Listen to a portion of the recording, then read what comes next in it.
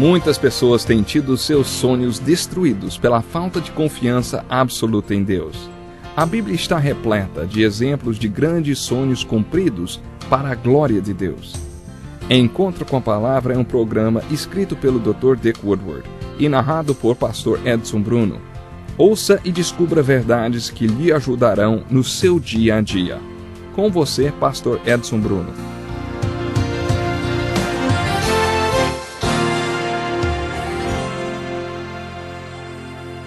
Estou muito feliz por você estar acompanhando mais um programa Encontro com a Palavra.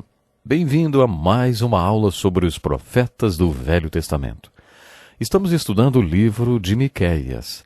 Já vimos que ele foi um dos maiores pregadores entre os profetas. Ele é considerado um dos mais importantes profetas, no mesmo nível do profeta Isaías.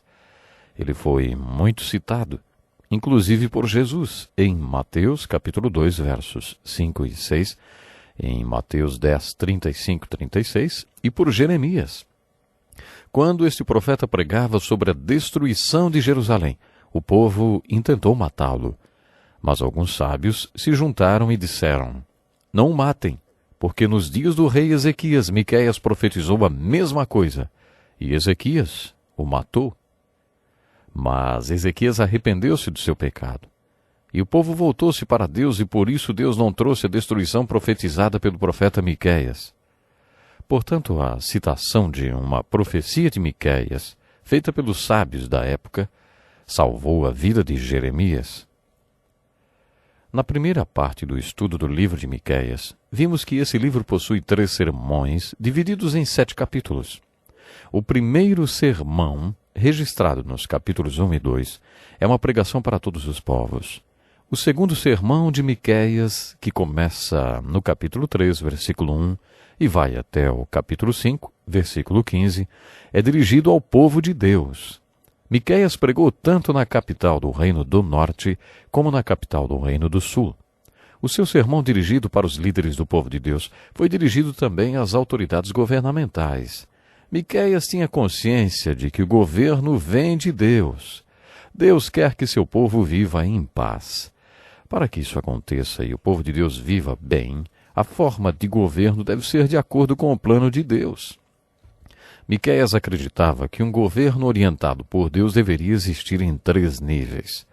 O primeiro nível, o espiritual, estava sob a responsabilidade dos sacerdotes, que deveriam ensinar as verdades espirituais à sociedade e servir-lhes de exemplo. O segundo nível, o nível moral de governo, era de responsabilidade dos profetas exortar o povo a obedecer os ensinamentos da palavra de Deus. E havia um nível civil de governo.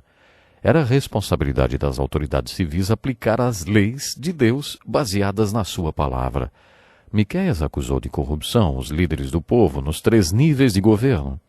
A mensagem de Miqueias foi dirigida a esses líderes nos 3 níveis de governo. Essa mensagem de Miqueias para os líderes do governo é a preparação para uma grande profecia messiânica.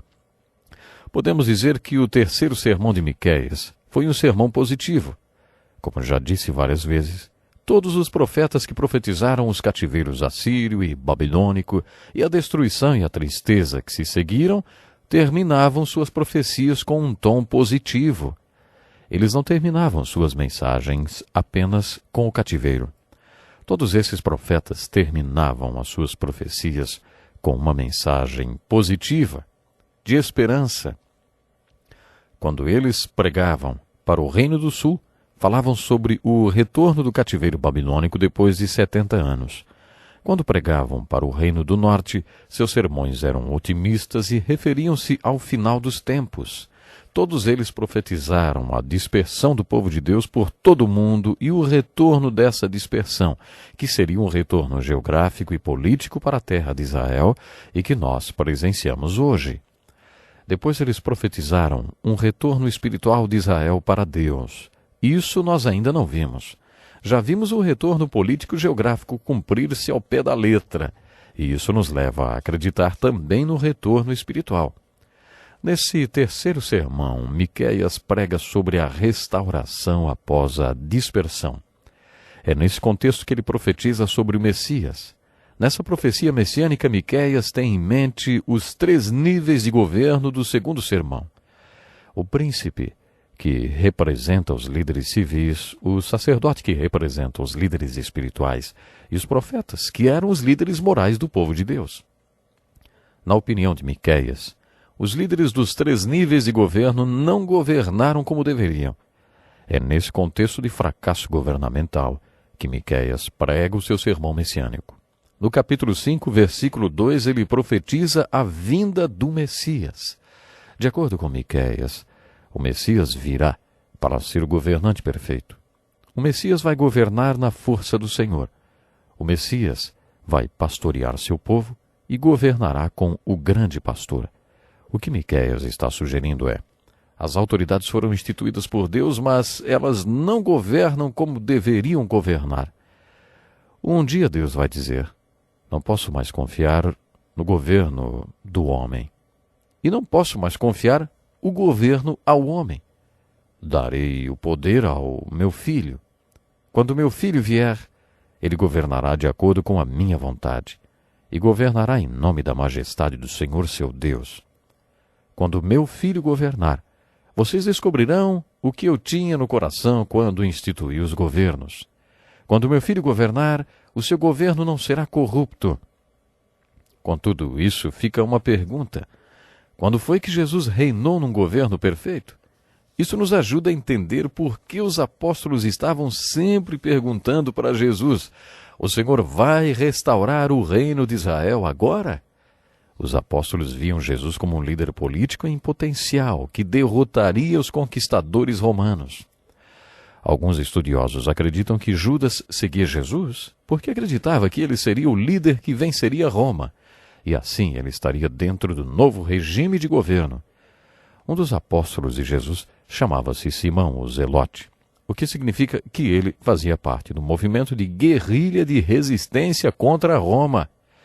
O professor William Berkeley acreditava que 4 dos 12 apóstolos partilhavam das mesmas simpatias políticas desse discípulo. Por causa de passagens como essa encontrada no livro de Miqueias, os apóstolos que conheciam o Velho Testamento achavam que Jesus era o Messias, que seria seu líder político e que ele reinaria, exercendo um reinado perfeito. O que eles não viam e que as pessoas, de modo geral, não observavam numa primeira leitura do livro de Miqueias, é o que chamamos de o grande parêntese. Jesus deixou claro para os apóstolos que sua vinda aconteceria em 2 adventos. Nós usamos o termo primeiro e segundo advento de Jesus, primeira vinda e segunda vinda. No Evangelho de Lucas, capítulo 4, verso 18, Jesus citou Isaías 61 e nos deu o que os estudiosos chamam de o Manifesto do Nazareno. Citando Isaías, Jesus disse: o Espírito do Senhor está sobre mim, porque ele me ungiu para pregar boas novas aos pobres. Ele me enviou para proclamar liberdade aos presos e recuperação da vista aos cegos, para libertar os oprimidos e proclamar o ano da graça do Senhor. Em seu manifesto, Jesus deixou bem claro o que ele ia fazer. Ele ia dar visão ao cego, liberdade ao cativo e curar os oprimidos desse mundo. Quando comparamos Lucas 4:18 com Isaías 61, observamos que Jesus parou no meio do versículo e devolveu o rolo para o rabino, porque o versículo continuava dizendo: para proclamar o ano da bondade do Senhor e o dia da vingança do nosso Deus. Jesus não veio declarar a vingança de Deus. Há alguns textos na Bíblia, como Isaías 61 e Salmo 2, que se referem aos 2 adventos da vinda de Jesus Cristo em um só versículo. Aí você tem que fazer uma pausa no meio desses versículos que descrevem os 2 adventos. Jesus veio pela primeira vez como servo sofredor. Sua missão era morrer na cruz pelos pecados do mundo, ressuscitar dos mortos e enviar o Espírito Santo para que a igreja pudesse nascer e ser ativa nesse mundo. Como já destaquei antes, alguns estudiosos chamaram esse tempo da igreja de o grande parêntese. Hoje Jesus Cristo está construindo sua igreja e quando ele a finalizar, voltará. Foi isso que todos esses profetas falaram. Jesus voltará com grande poder e glória. Na próxima vinda de Jesus, ele não vai ser humilhado. Quando Jesus vier pela segunda vez, ele não virá como servo sofredor. Ele não vai dar a outra face. De acordo com o Salmo 2, quando Jesus voltar, é como se todas as nações da terra estivessem em um lindo vaso de porcelana e Jesus, com um cetro de ferro em suas mãos, vai despedaçar as nações da terra. Quando Jesus voltar, ele vai reinar. Como já disse, há diferentes opiniões a respeito do reino que Jesus vai instituir na sua segunda vinda. Então, haverá um milênio? Será que Jesus terá um reino de 1000 anos sobre a terra? Se você acredita que ele vai voltar antes de estabelecer esse reino, você é um pré-milenista. Se você acredita que ele vai voltar depois que esse reino tiver sido estabelecido, então você é um pós-milenista. Se você acredita que o reino de 1000 anos é uma questão mais espiritual do que literal, ou algo figurativo, então você é amilenista. Há várias teorias diferentes sobre esse reino. Entretanto, todos esses profetas nos dizem que quando Jesus voltar, ele governará e reinará sobre o seu reino. A apresentação que Miqueias faz da vinda de Jesus deve incluir seu segundo advento, porque é nesse segundo advento que Deus dirá a seu povo: eu tentei dar a vocês a oportunidade de governar, mas houve corrupção em todos os níveis de governo. Suas autoridades civis julgaram sob suborno. Seus líderes espirituais ensinaram visando lucro. Seus profetas adivinharam em troca de prata.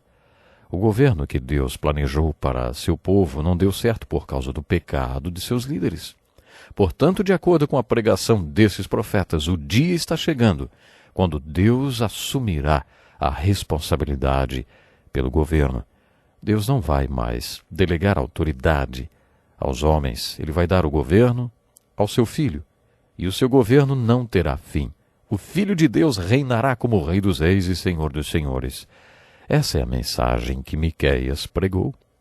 Esse foi o contexto no qual ele profetizou a respeito do Messias, inclusive onde Jesus Cristo nasceria.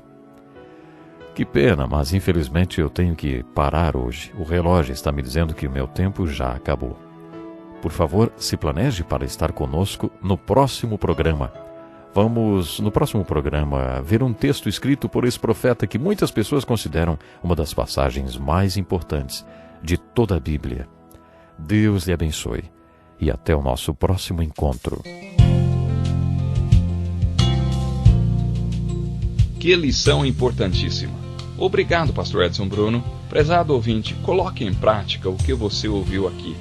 Sem dúvida, sua vida será grandemente abençoada. Este é um estudo escrito pelo Dr. Dick Woodward, na voz do Pastor Edson Bruno.